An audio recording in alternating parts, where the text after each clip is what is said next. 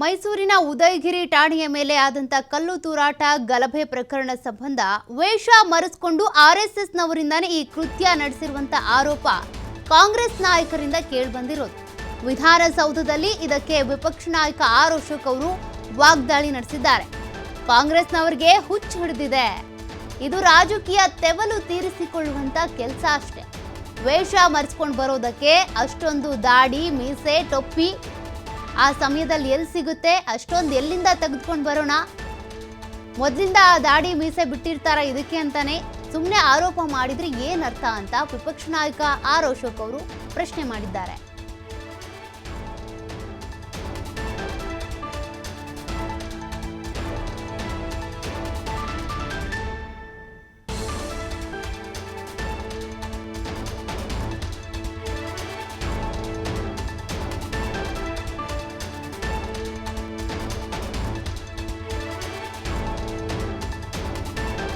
ನನಗನ್ಸ್ತೈತೆ ಕಾಂಗ್ರೆಸ್ ಅವ್ರಿಗೆಲ್ಲ ಬುದ್ಧಿ ಭ್ರಮಣೆ ಆಗೋಗ್ಬಿಟ್ಟೈತೆ ಅಂತ. ಅವ್ರದೇ ಸರ್ಕಾರ ಐತಲ್ಲಪ್ಪ, ಅದ್ಯಾವುದೋ ಏನು ನಾವು ಒಂದೇ ದಿನ ದಾಡಿ ಬಿಟ್ಕೊಂಬಂದು ಬಿಡಕ್ಕಾಗತ್ತ?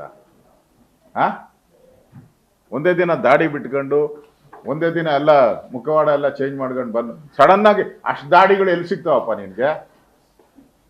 ಚೇಂಜ್ ಓಕೆ, ಅಷ್ಟು ದಾಡಿ ಚೇಂಜ್ ಮಾಡ್ಕೊಂಬಂದ್ಬಿಟ್ರು ಎಲ್ಲ ಏನೋ RSS ಅವರೆಲ್ಲ ಏನ್ ಚೇಂಜ್ ಮಾಡ್ಕೊಂಬಂದ್ರು, ಡ್ರೆಸ್ ಚೇಂಜ್ ಮಾಡ್ಕೊಂಬಂಡು ಅಂತಂದು ಒಂದೇ ಸರಿ ಅಷ್ಟು 1000 ವೇಷಗಳು ಎಲ್ಲಿ ಸಿಗ್ತವೆ, ಅಷ್ಟು ಟೋಪಿಗಳು ಎಲ್ಲಿ ಸಿಗ್ತವೆ, ಅಷ್ಟು ಪೈಜಾಮಾಗಳು ಎಷ್ಟು ಸಿಗ್ತೈತೆ, ಅಷ್ಟು ಗಡ್ಡ ಎಲ್ಲಿ ಸಿಗ್ತೈತೆ, ಅಷ್ಟು ಬಾರ್ ಯಾಕಂದ್ರೆ ಅದು ಶೇವಿಂಗ್ ಮಾಡ್ಕೊಬೇಕಲ್ಲ ನೀಟಾಗಿ, ಇದಕ್ಕೆ ಒಂಥರ ಇದು ಬರೋ ಥರ ಅಷ್ಟು ಶೇವಿಂಗ್ ಅಂಗಡಿಗಳು ಎಲ್ಲವೇ ಅಷ್ಟು ಜನಕ್ಕೂ.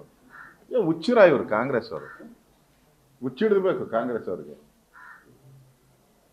RSSಗೂ ಈ ಘಟನೆಗೆ ಏನು ಸಂಬಂಧ ಇದೆ?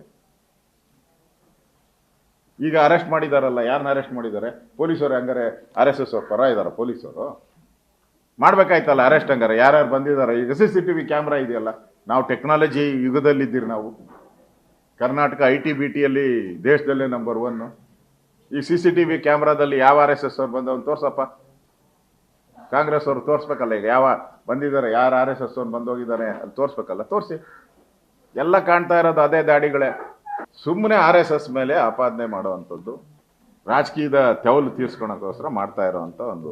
ನನಗನ್ಸ್ತತೆ ಇಲ್ಲಿ ಪೊಲೀಸರ ಕೈ ಕಟ್ಟಾಕಿರೋದ್ರಿಂದ ನಮಗೆ ಈ ಮೈಸೂರಿನ ಗಲಭೆ ಏನಾಗಿದೆ ಅದರಲ್ಲಿ ನ್ಯಾಯ ಸಿಗುತ್ತೆ ಅನ್ನೋ ವಿಶ್ವಾಸ ರಾಜ್ಯದ ಜನತೆಗೂ ಇಲ್ಲ, ವಿರೋಧ ಪಕ್ಷಕ್ಕೂ ಇಲ್ಲ.